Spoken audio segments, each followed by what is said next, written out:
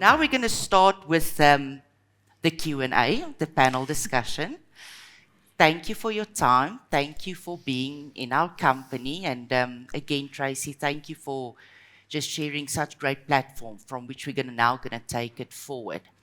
So last night I was watching the inauguration of President Trump, and the voiceover on the channel, I think it was Sky, he said that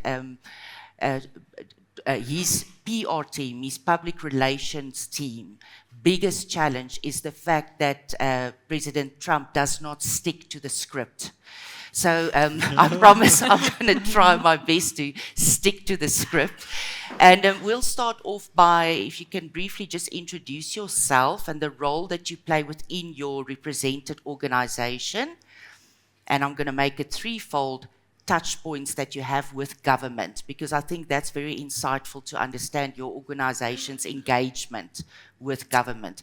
Corneille, you dressed aligned with the pioneer dress code here, so we'll start with you.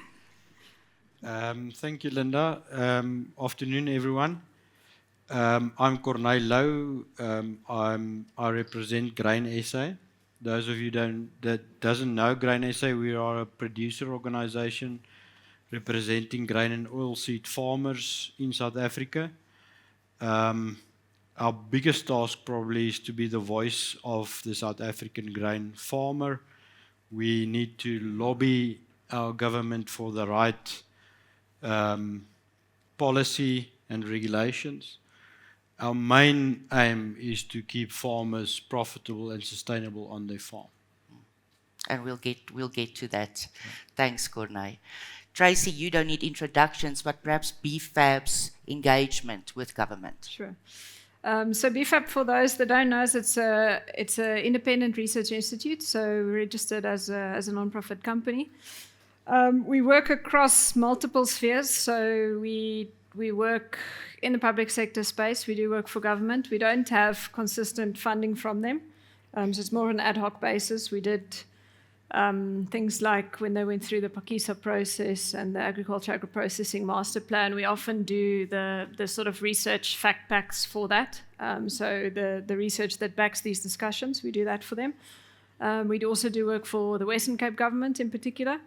Then also for private sector, so companies such as yourselves that we help with insights to support decision making.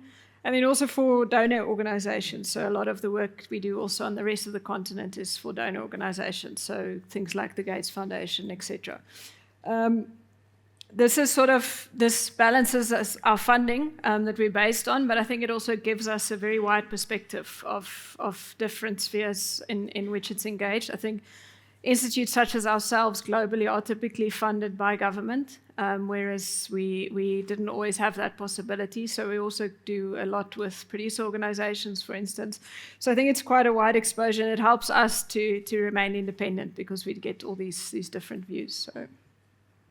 Thank you. And last but not least, Mickey representing Sansor. Hi everyone, I'm Mickey Heeman. I'm the Science and Policy Manager at Sansor. I'm responsible for supporting our members with national and international policies, phytosanitary matters, and also research. So Sansor has quite an extensive engagement and relationship with government. So on the one side, as you know, we're the designated authority for seed certification in South Africa, but we're also continuously aligning with government on the new policies, acts, and regulations.